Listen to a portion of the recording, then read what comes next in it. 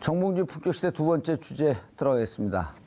매주 목요일마다 TBS 의뢰로 여론조사 전문기관 리얼미터가 국정 지지율, 주요 현안에 대한 여론 동향을 알려주는 시간을 마련합니다.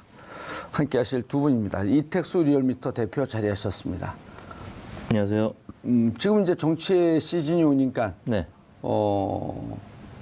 여론조사 의뢰도 많이 들어오고, 네. 컨설팅 의뢰도 많이 들어오고. 컨설팅 이쪽에서 하는 건가요? 그렇죠. 여론조사 많이. 네. 곧 이제 저에 대해서도 해야 될 텐데. 네. 준비하고 있습니다. 만면의 미소가. 예. 박시영 윈즈코리아 컨설팅 부대표 자리하셨습니다. 네, 반갑습니다. 박시영입니다. MBC 사장 누가 되나요? 관심이 별로 없는데요. 알겠습니다.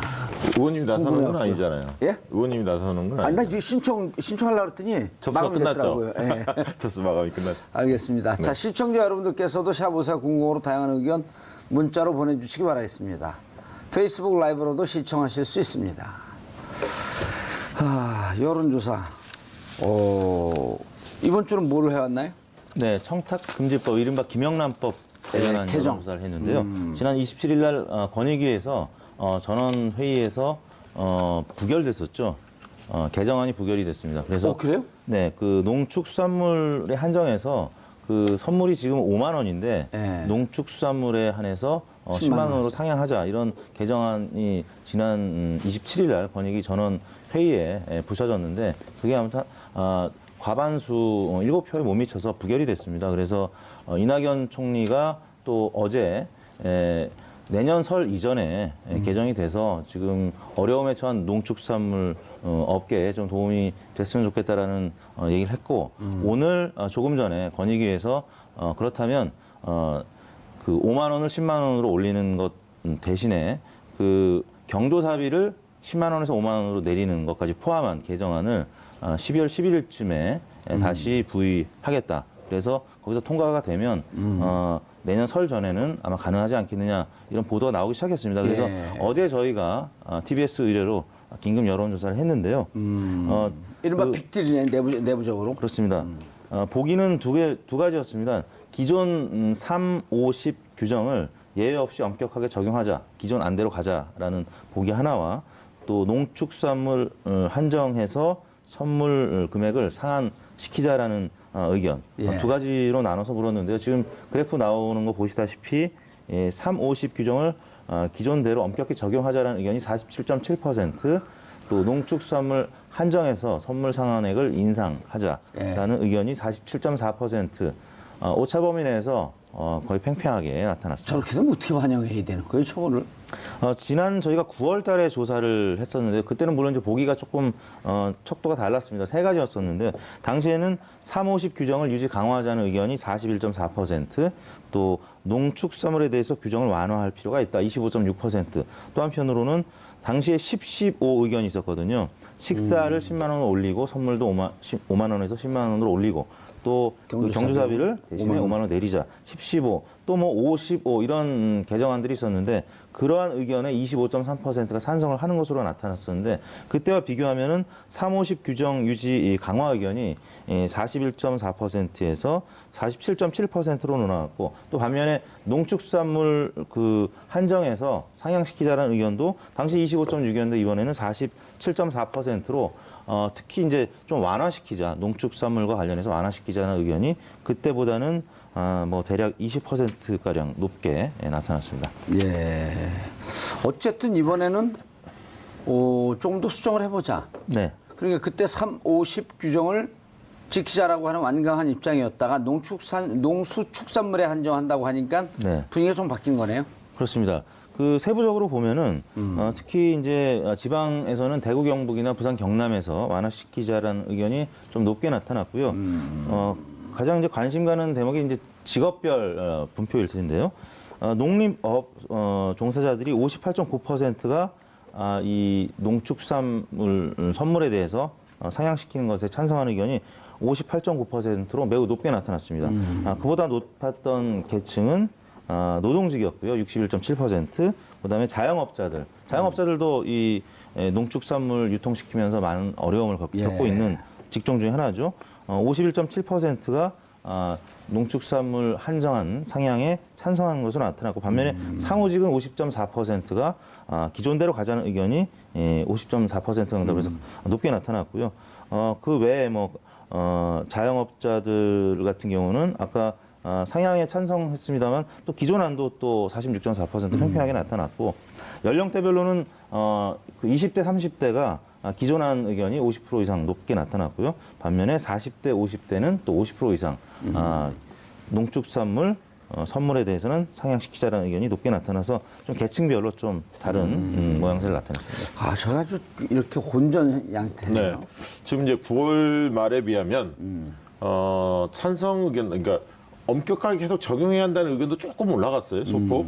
예를 들면 41.4에서 48% 정도로 소폭 올라갔고 중요한 거는 이제 농축산물을 좀 예외를 적용해야 하지 않느냐 이런 여론이 25.6에서 대략 이게 한 47%로 훌쩍 뛰었는데 2배. 예, 찬반 격차가 굉장히 있다가 어쨌든 이게 굉장히 팽팽하게 맞섰는데 이 원인을 저는 한 3가지 정도로 봅니다. 그것도 정치 아닌데 그것도 분석을 해봤어요? 정책 컨설팅도 저희가 하지 않습니까? 그래요? 예.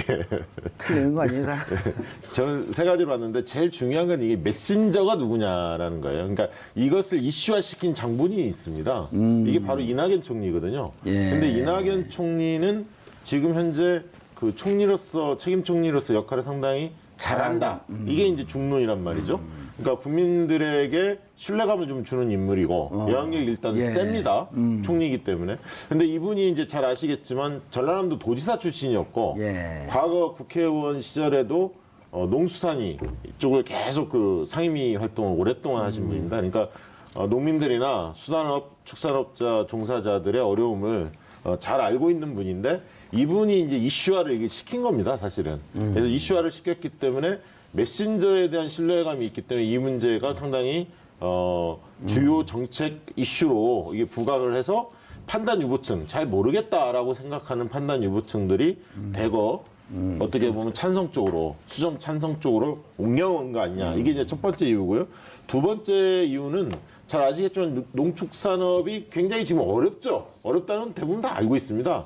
그런데 최근에 또 한미 FTA, 재협상 이런 것들이 이제 보도가 되면서 앞으로 가면 갈수록 한미 그 농축산업 자체가 상당히 위축될 거 아니냐. 지금보다 더 어려워질 것이다. 이런 어떤 국민적 공감대가 있는 거 아니냐. 그래서 이런 어려움을 좀 덜어드려야 한다는 국민적인 어떤 흐름들이 있지 않았나. 이게 이제 두 번째 요인으로 볼 수 있을 것 같고요.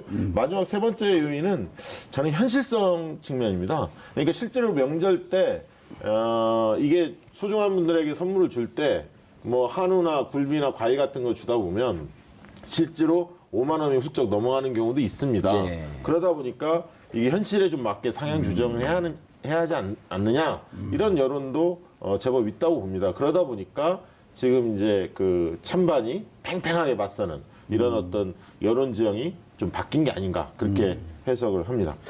저걸 보면요, 이택수 대표님, 저걸 보면은 지금 이 조사 결과 나온 걸 보면 국민들이 정책을 하는 정치인들이나 이런 분들부터 현명한 것 같아요.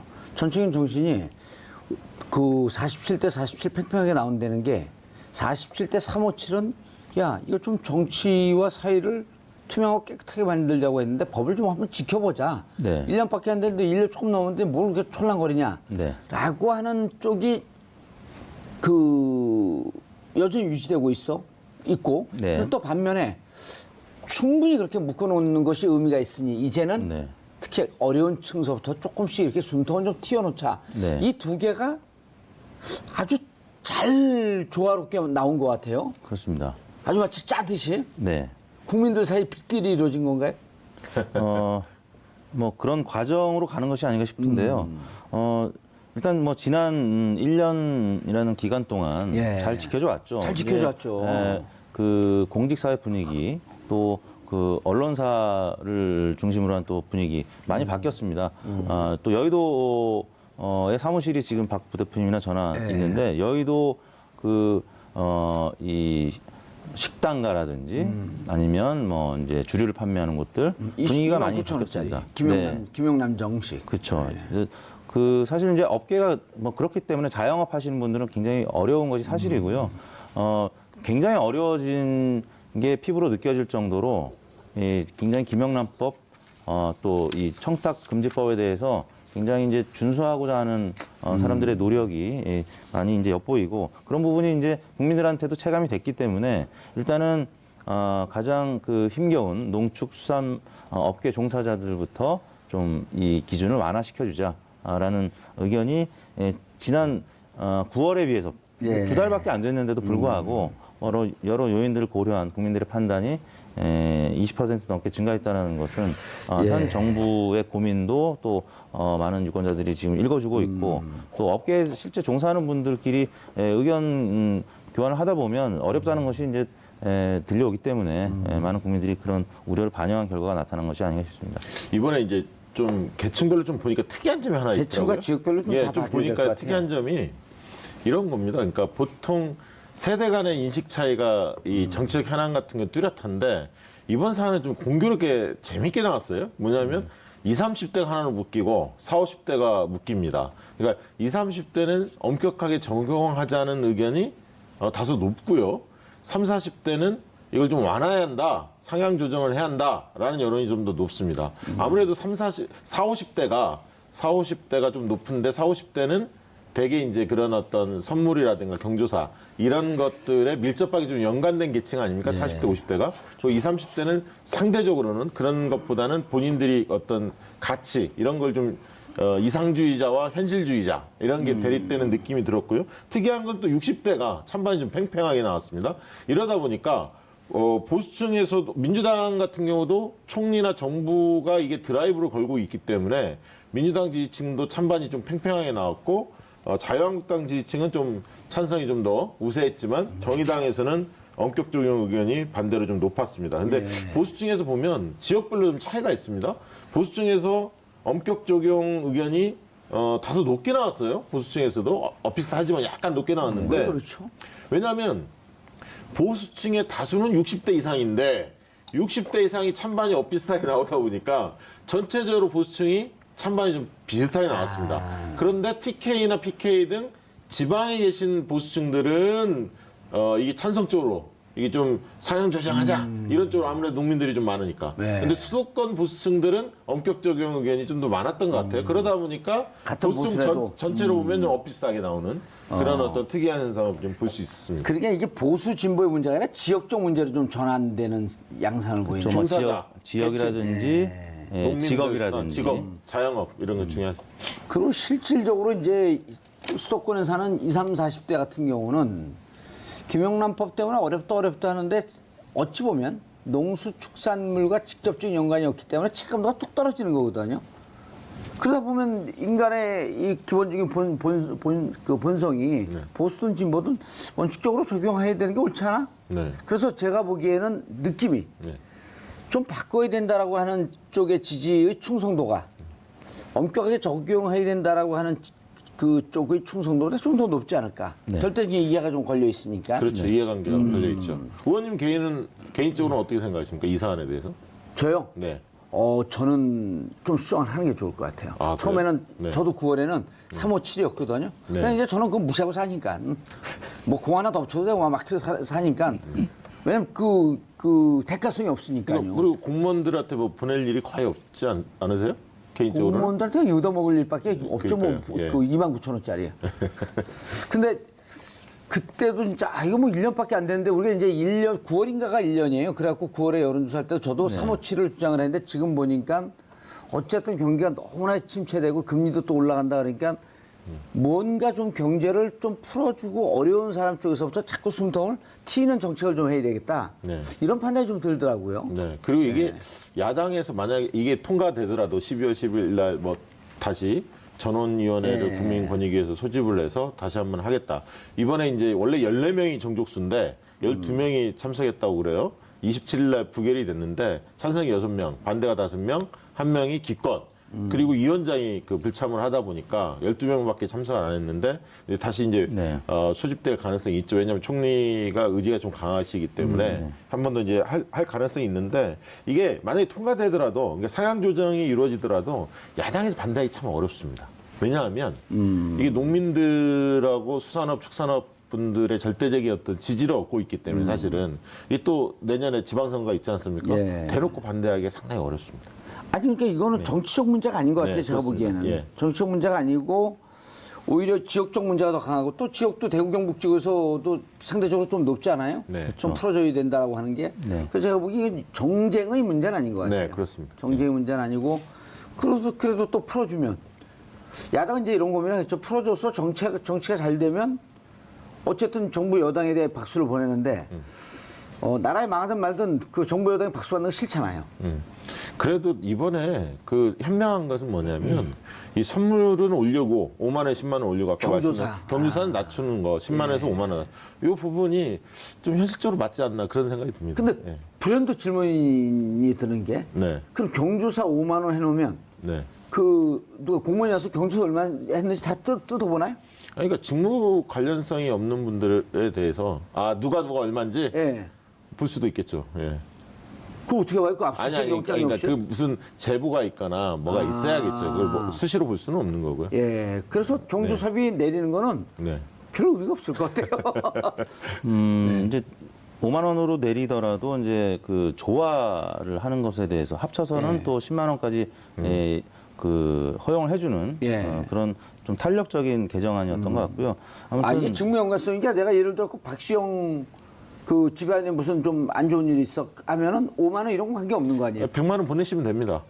100만 원이요? 네. 감사합니다. 1000만 원 보내려고 그랬더니 감사합니다. 그거 하나 빼고 예, 저 보내겠네. 공무원이 아니기 때문에. 예. 이게 공무원들 사이에서 그렇죠. 이제 공무원이나 뭐 그러니까 공직자, 언론사, 사립학교, 또 사립 유치원 임직원, 사학재단 이사진 및 배우자 등등. 이건 어떻게 되나요? 또 이제 돌발 질문.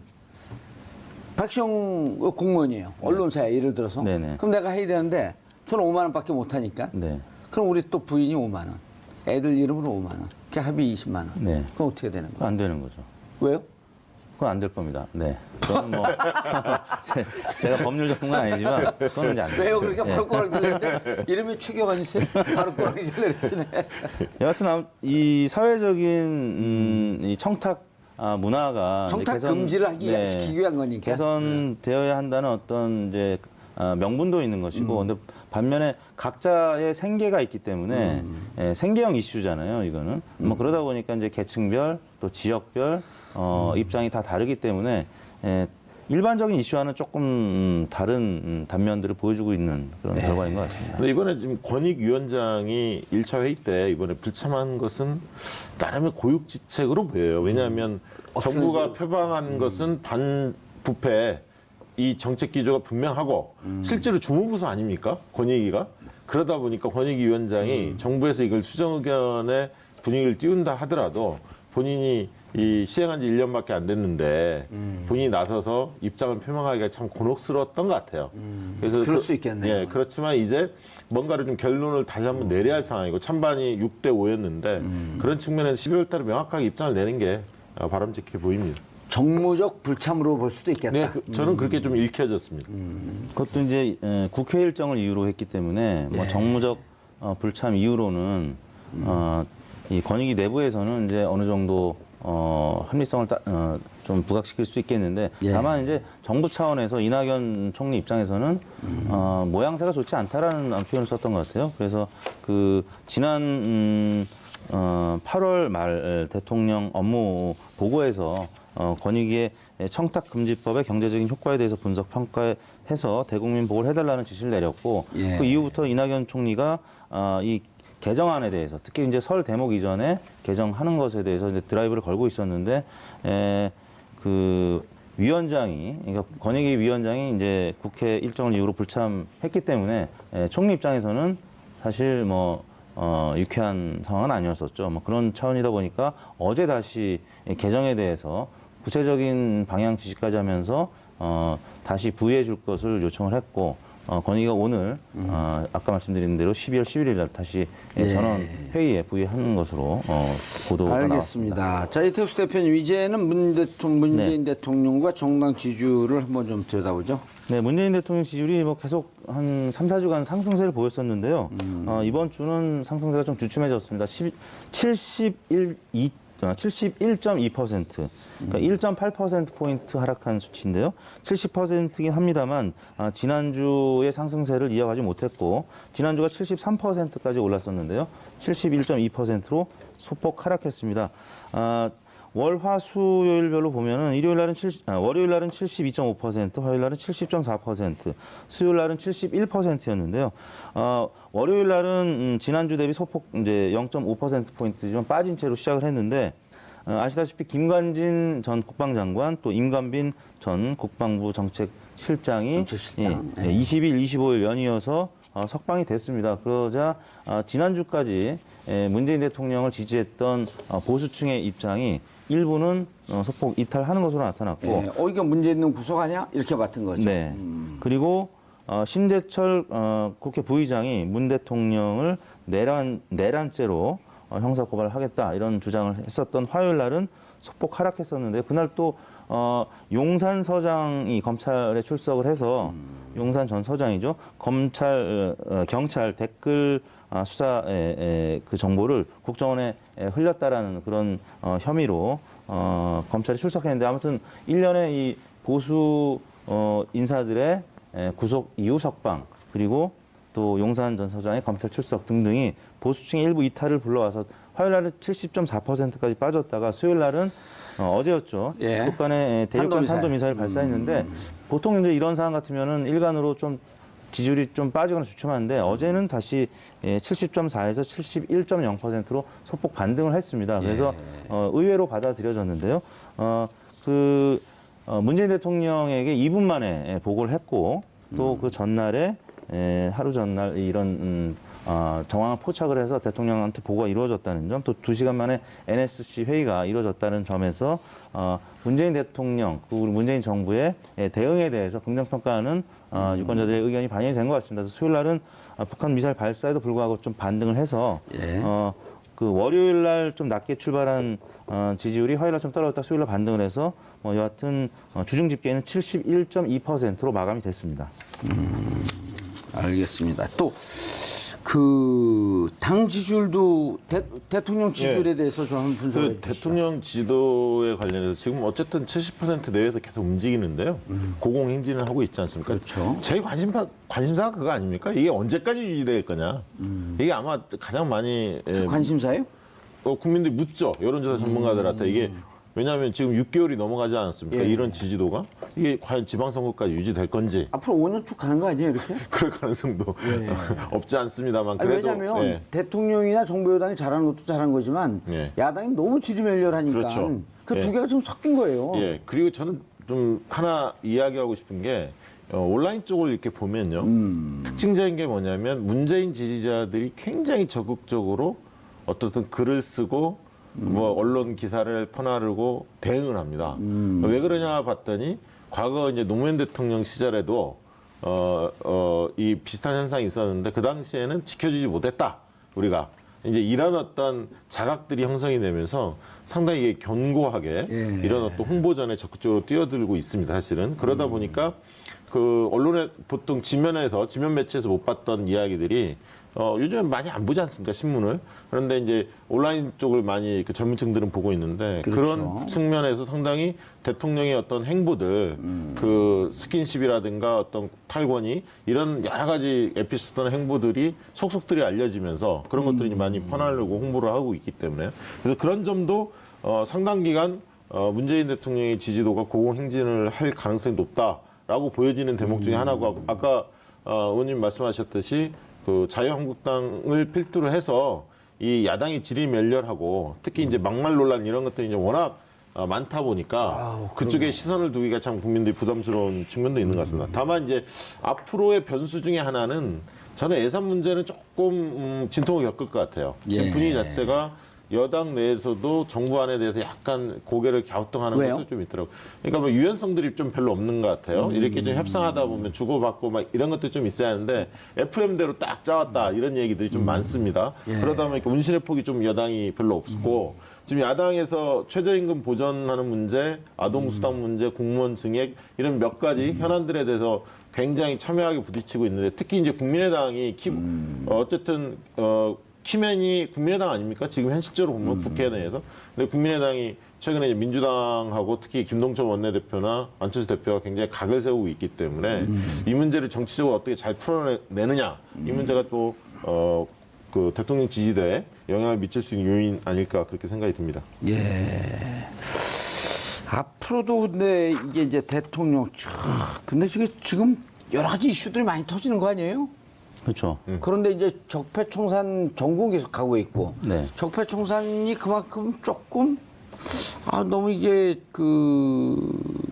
필요증이 있는 거 아니냐 하면 또 새로운 사건이 터지고 네. 그렇죠. 스탠포드 대학 200만 불은 아주 압권이에요. 네. 예. 그래서 지금 이제 문재인 정부 출범한 지가 사실 굉장히 오래된 것 같은데 아직 1년도 안 됐고요. 그렇죠. 네. 5월 10일서부터 근무했으니까요. 네. 그래서 지금 한참 이제 개혁을 해야 될 시기고 국민들도 개혁 이제 초반기에 있기 때문에 문재인 정부의 이 개혁 드라이브가 꺾이는 것에 대해서는 우려를 하는 것이죠. 그래서 특히 이제 문재인 대통령을 찍었던 계층 어제 일자로 보면 94.6%.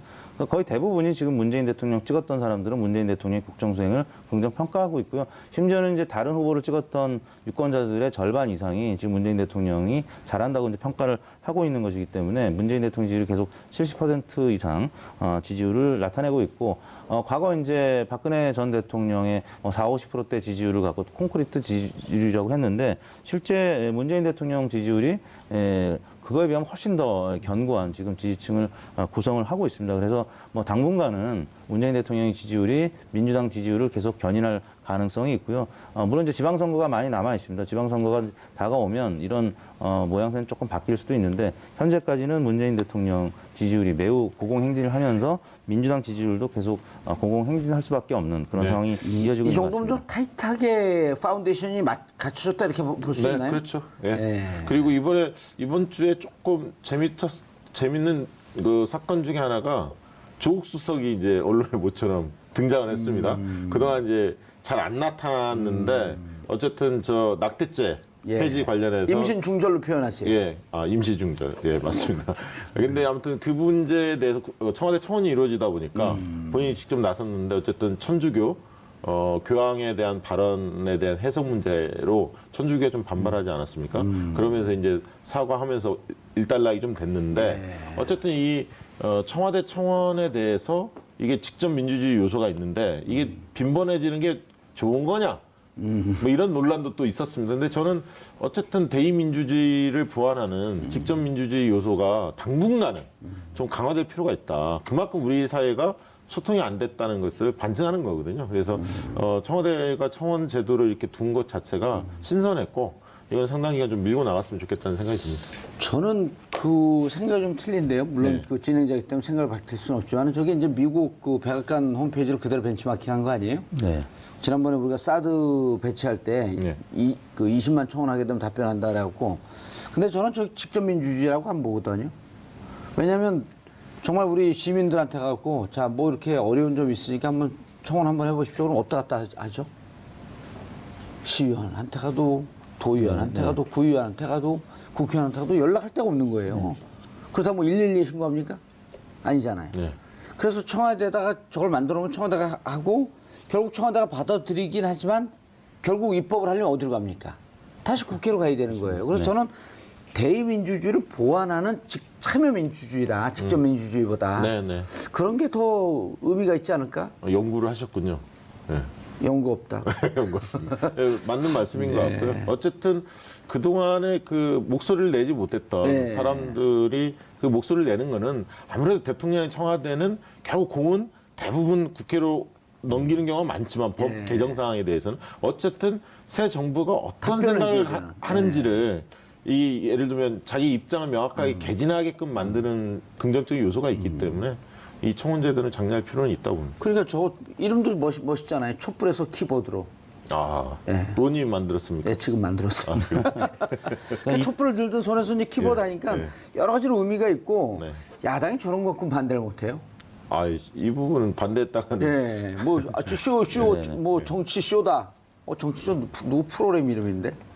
정치죠? 말씀하신 대로 입법부나 아니면은 행정부 혹은 언론에서 주목하지 못했던 사안에 대해서 그럼요. 청와대가 이제 의제 설정 기능을 가져가고 입법부에 입법을 청원하고 하거나 또, 예. 개정하거나 이렇게 압력을 넣을 수 있다라는 점에서는 굉장히 좋은 제도로 정착되어 가는 것이 아닌가 싶습니다. 근데 청와대가 원래 3D 업종이거든요. 네. 피하고 싶은 3D 업종인데 요즘 이제 하나 더 늘었고 4D 업종이 됐대요. 네. 좀 일이 무척 많아졌다 그러더라고요. 일이 많아서? 일이 많아졌다. 그래도 뭐 들어가려는 사람들 원서가 쌓여 있다는데요? 아, 청와대요? 또 그 이번에 정무수석 된 한병도 정무수석도 예. 같은 전주 아니에요? 예, 그렇습니다. 거기 원광대, 예, 아. 이리, 익산, 예. 예, 예, 옆 동네죠. 예, 저 전라고등학교. 예, 유명한 학교죠. 유명한 학교. 예. 이름 없는 학교는 없어요. 다 있어요. 자, 정당 지지율도 한번 좀 들여다보죠. 네, 민주당 지지율이 0.5%포인트 빠진 51.3%. 그러니까 문재인 역대 대통령이랑 사상 최고예요. 좀 맥을 같이 하고 있는데요. 소폭 빠지긴 했습니다만 50%를 계속 유지하고 있고요. 자유한국당 지지율이 2.2%포인트 올랐습니다. 18.6%였고요. 그다음에 바른정당 5.1%, 정의당 4.7%, 국민의당 4.7%로 동률이었습니다. 정의당 같은 경우는 김종대 의원 논란 여파가 계속 이어지면서 많이 지난 빠졌네요. 주중까지는 일간으로 뭐 6, 7%까지 기록을 했다가 지금 주 후반, 그다음 이번 주 초 중반까지 계속 약세를 보이고 있고요. 네. 한국당은 아까 말씀드린 대로 보수 인사들의 잇따른 석방 소식 때문에 지금 좀 올라왔네요. 소폭 상승하는 모습을 보였고 그러다 보니까 바른정당 같은 경우가 자유한국당이 오르면서 바른정당 소폭 하락하는 그러니까 이 보수 정당끼리는 또 제로섬 게임을 하고 있기 때문에 자유한국당이 오르면 바른정당이 소폭 빠지는 모습을 덜어 나타내는데 이번 주가 이제 그런 경향성을 보였습니다.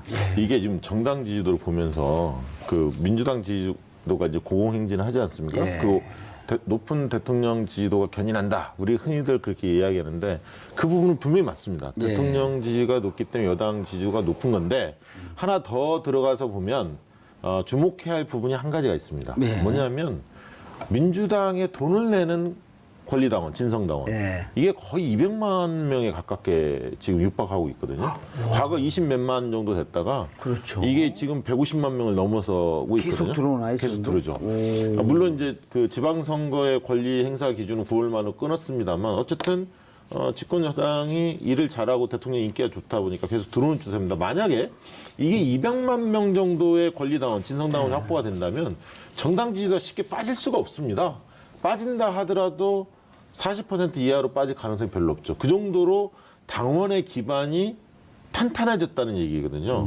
그분들이 주변에 이야기를 할 거 아닙니까? 충성도가 높기 때문에. 때문에 이 당원 확충 운동을 그런 측면에서 추미애 당대표가 들어선 이후에 저는 가장 잘한 일 중에 하나가 권리당원, 진성당원을 대대적으로 100만 진성당원 확보하는 운동을 했는데 그런 측면에서 100만 명을 넘어서고 있고 근데 이런 측면은 굉장히 고무적이다. 저는 좀 그렇게 보고 있습니다. 아, 당의 그러니까 기초, 체력이 안정화돼 가고 있다는 그럼요. 얘기네요. 예. 자유한국당은 얼마쯤 되나요? 모르겠습니다. 정확히 소식이 요즘에 안 나오니까 왜냐하면 그게 좀 긍정적일 때 언론에 나오는데 당원이 빠지면 잘 공개를 하지 않지 않습니까? 정확히는 모르겠습니다. 자유한국당은 계속 지금 막말 전쟁을 하고 있어갖고 국민들이 조금 지지를 하면서도 이렇게 대놓고 지지하기가 좀 창피한 그렇죠. 이런 현상들이 많이 보이고 어디 가서 보수 지지자라고 하는 얘기를 하기가 좀 하기가 힘들고. 명구스러워서 이제 샤이 보수라는 얘기가 미국에 이어서 이제 한국에도 제가 계속 강남에 사는데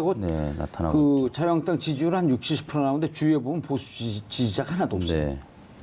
그 이상한 현상이에요. 그렇죠. 그래서 조사 방법별로 사람한테 직접 얘기하는 전화 면접 조사에서 특히 더 떨어지고. 자유한국당 지지율이 낮게 지금 나타나고 리얼미터 이건 ARS죠? 네, 섞여 있는데요. 전화 면접 조사가 이제 선거 때는 한 20% 반영하고 예. 80%가 ARS고요. ARS. 평상시에는 이제 전화 면접을 한 10% 합니다. 그거는 저희가 이제 온도차를 보기 위해서 하는 건데 전화 면접 조사는 확실히 조성향 유권자들이 응답을 덜 하는 경향이 뚜렷하게 나타나고 있고 뭐 역대 이제 그 정부 초반에는 항상 나타나는 현상이지만 지금은 문재인 대통령을 찍었다는 분들이 한 10%포인트 정도는 더 응답을 많이 합니다. 박근혜 정부 초기에도 적극적이고. 마찬가지였는데요. 2013년도에도 박근혜 대통령을 찍었다는 분들이 10%, 20%더 응답을 많이 했거든요. 그래서 그거는 뭐 역대 정부에서 항상 있어왔던 일이기 때문에 그거 갖고는 문제 제기를 못 하는데 문제는 이제 어느 정도 선거가 끝난 다음에 그 패배 정당 지지자들이 응축을 하냐, 모이느냐의 문제인데 방금 이제 정 의원님 말씀하셨지만 자유한국당은 당 바깥에서 지금 그 박근혜 전 대통령에 대한 재판이 계속 이루어지고 있죠. 당 내에서는 홍준표 대표와 또 원내대표 후보들 간의 막말 전쟁이 이루어지고 있기 때문에 보수 유권자들이 한국당을 지지한다고 얘기하기가 좀 명구스러운 상황이 계속 이어지고 있습니다. 그러다 보니까 외부 요인이 아니면 쉽게 자력으로 지지율이 올라가기는 좀 어려운 상황이 굉장히 이어지고 저런 있습니다. 양상이 그 지방선거까지 계속 가지 않을까요? 상당 기간 갈 것 같은 게 이번에 원내대표 선거도 자유한국당 보니까 홍 대표를 심판하자, 한쪽은 친박을 심판하자 하면서 굉장히 거친 언사들이 지금 오고 가고 있어요. 진흙탕 싸움으로 빠지는 분위기고요. 바른정당을 보더라도 바른정당은 남경필 지사가 한국당하고 보수통합을 먼저 해야 한다. 국민의당은 손잡아서는 안 된다. 그래서 상당히 흔들리고 있고 또다시. 그다음에 국민의당 같은 경우도 여전히 진흙탕 싸움을 하고 있고 다만 최근에 국민의당이 가장 잘한 거는 제가 볼 때 백드롭 하나 잘했습니다. 뭐 국민의 마음이 풀릴 때까지 뭐 회초리 했는데 그게 바로 지지율로 연결되진 않지만 그런 어떤 일련의 노력들이 축적이 되면 조금씩 나아지는 건데 원래 예. 근데 그 부분은 좀 전문가를 영입해서 나름 신선한 느낌은 좀 들었습니다. 그리고 또 그 민주당 같은 경우가 그 계속 유지되고 있는 게 어쨌든 당내 자중 질환이 없는 것. 네.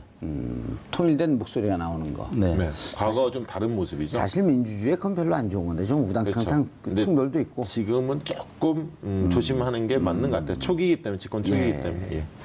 알겠습니다. 이택수 여론조사 전문가가 된 박시영 윈즈코리아 컨설팅 부대표. 이번 주 여론 동향 살펴봤습니다. 다음 주도 좋은 여론조사 갖고 다시 나타나 주시길 바라겠습니다. 다음 주 또 이렇게 한번 바꿔봐요. 네. 예. 60대 이상이 찬반이 엇비슷하게 나오다 보니까 전체적으로 보수층이 찬반이 좀 비슷하게 나왔습니다. 그런데 TK나 PK 등 지방에 계신 보수층들은 이게 찬성 쪽으로 이게 좀 사형 조정하자 이런 쪽으로 아무래도 농민들이 좀 많으니까. 네. 근데 수도권 보수층들은 엄격 적용 의견이 좀 더 많았던 것 같아요. 그러다 보니까 같은 보수층 보수라도. 전체로 보면 좀 엇비슷하게 나오는 그런 어떤 특이한 현상을 좀 볼 수 있었습니다. 그러니까 이게 보수 진보의 문제가 아니라 지역적 문제로 좀 전환되는 양상을 보이는 좀 거죠. 종사자, 지역이라든지 농민들, 직업이라든지 직업, 자영업 이런 거 중요하죠. 그리고 실질적으로 이제 수도권에 사는 20, 30, 40대 같은 경우는 김영란법 때문에 어렵다 하는데 어찌 보면 농수축산물과 직접적인 연관이 없기 때문에 체감도가 뚝 떨어지는 거거든요.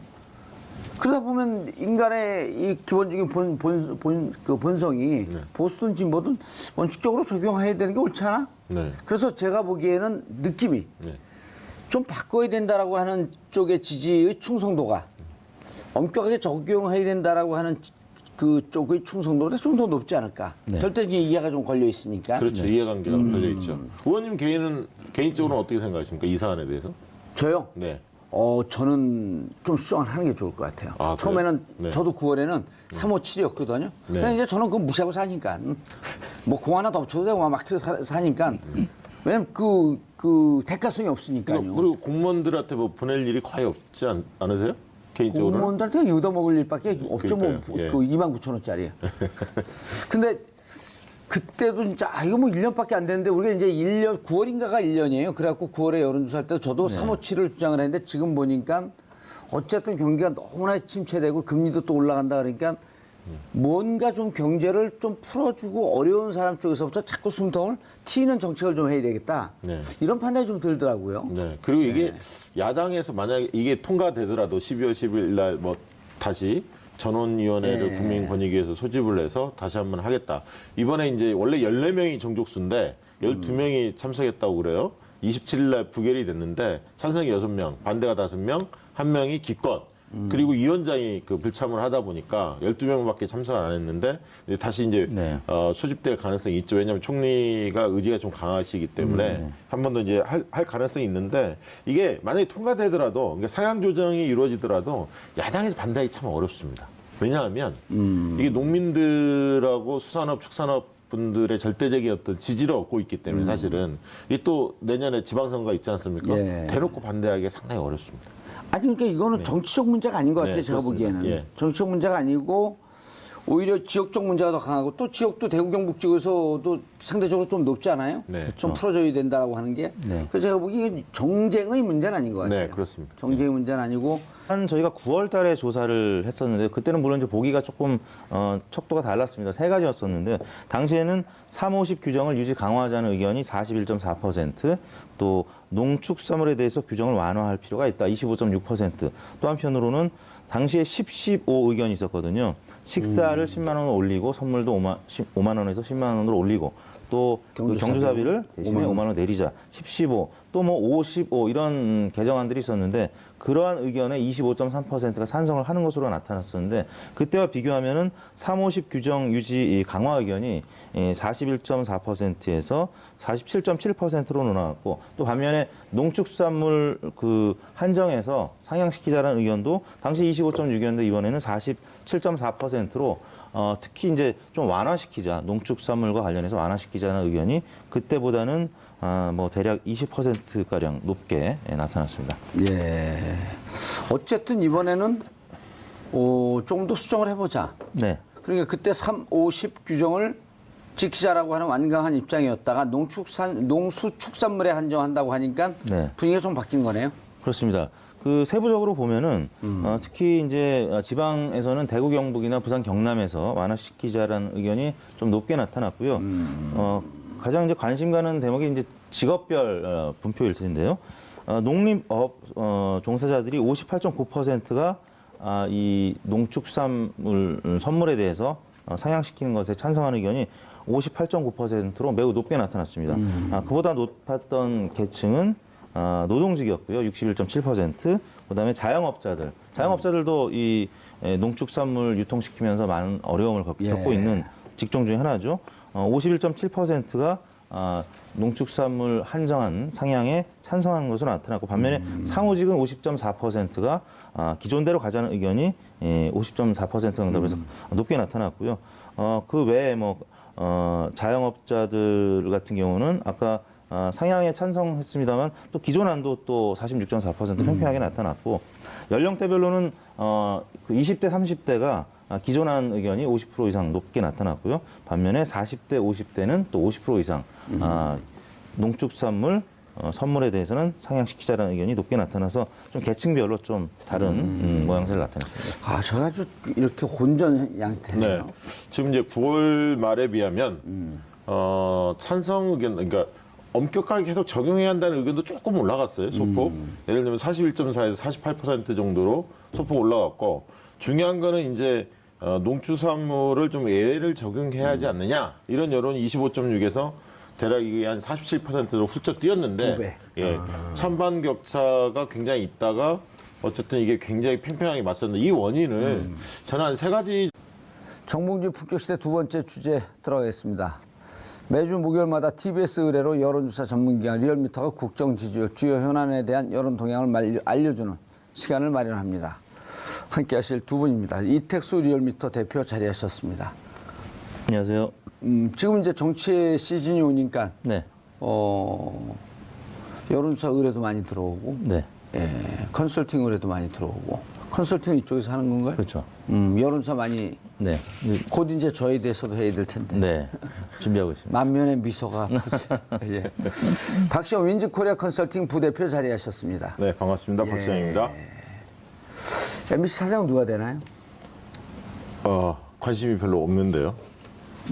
알겠습니다. 의원님이 나서는 건 아니잖아요. 예? 의원님이 나서는 건 나 아니죠. 지금 신청하려고 했더니 접수가 마감이 끝났죠. 됐더라고요. 예. 접수 마감이 끝났죠. 알겠습니다. 자, 시청자 여러분들께서도 샵54 00으로 다양한 의견 문자로 보내주시기 바라겠습니다. 페이스북 라이브로도 시청하실 수 있습니다. 여론조사. 이번 주는 뭐를 해왔나요? 네, 청탁금지법, 이른바 김영란법 관련한 개정. 여론조사를 했는데요. 지난 27일 날 권익위에서 전원 회의에서 부결됐었죠.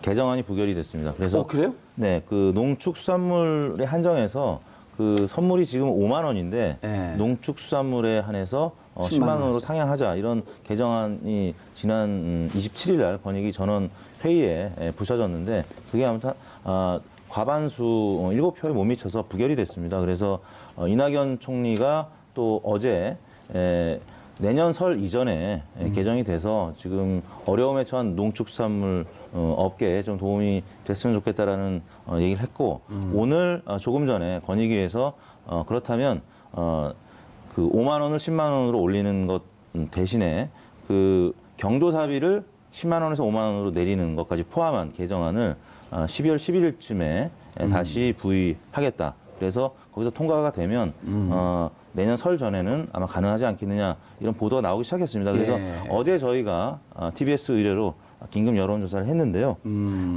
이른바 빅딜이네 내부적으로. 그렇습니다.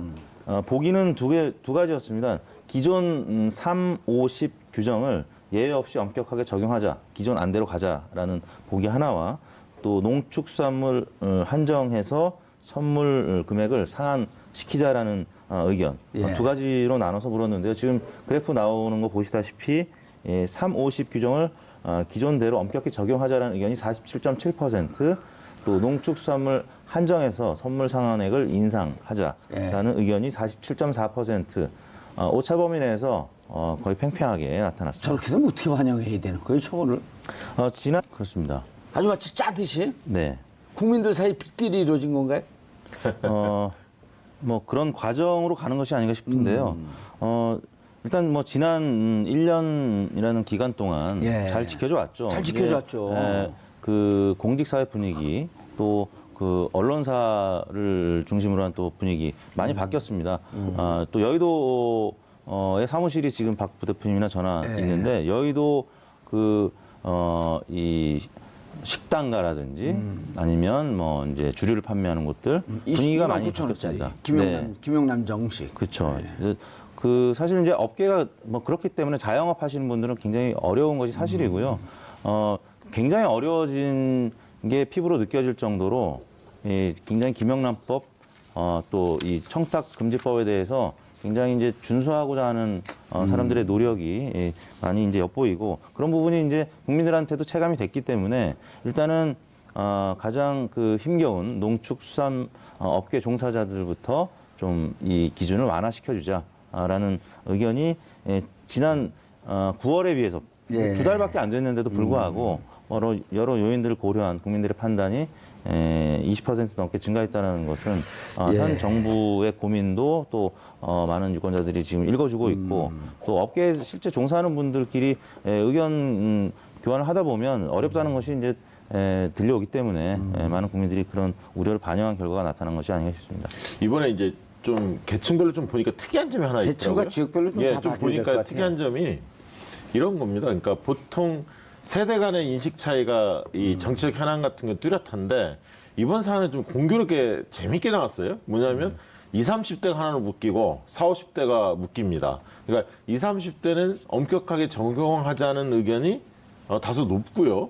30, 40대는 이걸 좀 완화해야 한다. 상향 조정을 해야 한다라는 여론이 좀 더 높습니다. 아무래도 40, 50대가 좀 높은데 40, 50대는 대개 이제 그런 어떤 선물이라든가 경조사 이런 것들에 밀접하게 좀 연관된 계층 아닙니까? 네. 40대, 50대가. 저 20, 30대는 상대적으로는 그런 것보다는 본인들이 어떤 가치 이런 걸 좀 이상주의자와 현실주의자 이런 게 대립되는 느낌이 들었고요. 특이한 건 또 60대가 찬반이 좀 팽팽하게 나왔습니다. 이러다 보니까 보수층에서도 민주당 같은 경우도 총리나 정부가 이게 드라이브를 걸고 있기 때문에 민주당 지지층도 찬반이 좀 팽팽하게 나왔고 자유한국당 지지층은 좀 찬성이 좀 더 우세했지만 정의당에서는 엄격 적용 의견이 반대로 좀 높았습니다. 근데 보수층에서 보면 지역별로 좀 차이가 있습니다. 보수층에서 엄격 적용 의견이 다소 높게 나왔어요. 보수층에서도 비슷하지만 약간 높게 나왔는데 그렇죠. 왜냐하면 보수층의 다수는 60대 이상인데 6 정도로 봅니다. 그것도 정치 아닌데 그것도 분석을 해봤어요? 정책 컨설팅도 저희가 하지 않습니까? 그래요? 예. 틀리는 거 아니다. 저는 세 가지로 봤는데 제일 중요한 건 이게 메신저가 누구냐라는 거예요. 그러니까 이것을 이슈화시킨 장본인이 있습니다. 이게 바로 이낙연 총리거든요. 예. 근데 이낙연 총리는 지금 현재 그 총리로서 책임 총리로서 역할을 상당히 잘한다. 이게 이제 중론이란 말이죠. 그러니까 국민들에게 신뢰감을 좀 주는 인물이고 영향력이 일단 예. 셉니다. 총리이기 때문에.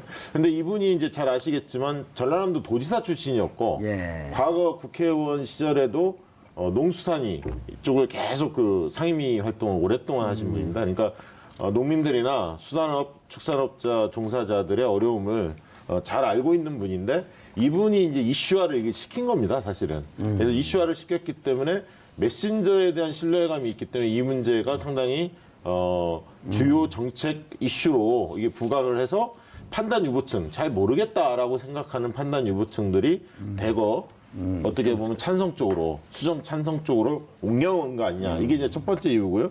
두 번째 이유는 잘 아시겠지만 농축산업이 굉장히 지금 어렵죠. 어렵다는 대부분 다 알고 있습니다.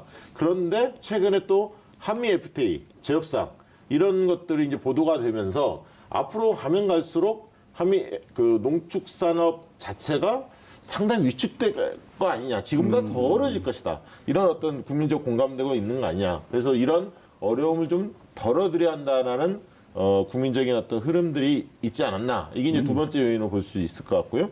마지막 세 번째 요인은 저는 현실성 측면입니다. 그러니까 실제로 명절 때 이게 소중한 분들에게 선물을 줄 때 뭐 한우나 굴비나 과일 같은 거 주다 보면 실제로 5만 원이 훌쩍 넘어가는 경우도 있습니다. 예. 그러다 보니까 이게 현실에 좀 맞게 상향 조정을 해야 하지 않느냐 이런 여론도 제법 있다고 봅니다. 그러다 보니까 지금 이제 그 찬반이 팽팽하게 맞서는 이런 어떤 여론 지형이 좀 바뀐 게 아닌가 그렇게 해석을 합니다. 저걸 보면요, 이택수 대표님, 저걸 보면은 지금 이 조사 결과 나온 걸 보면 국민들이 정책을 하는 정치인들이나 이런 분들부터 현명한 것 같아요. 전체적인 정신이 그 47대 47 팽팽하게 나온다는 게 47대 357은 야, 이거 좀 정치와 사회를 투명하고 깨끗하게 만들자고 했는데 법을 좀 한번 지켜보자. 네. 1년밖에 안 됐는데 1년 조금 넘었는데 뭘 그렇게 촐랑거리냐. 네. 라고 하는 쪽이 그 여전히 유지되고 있고 네. 또 반면에 충분히 그렇게 묶어놓는 것이 의미가 있으니 이제는 네. 특히 어려운 층서부터 조금씩 이렇게 숨통을 좀 틔워놓자. 네. 이 두 개가 아주 잘 조화롭게 나온 것 같아요.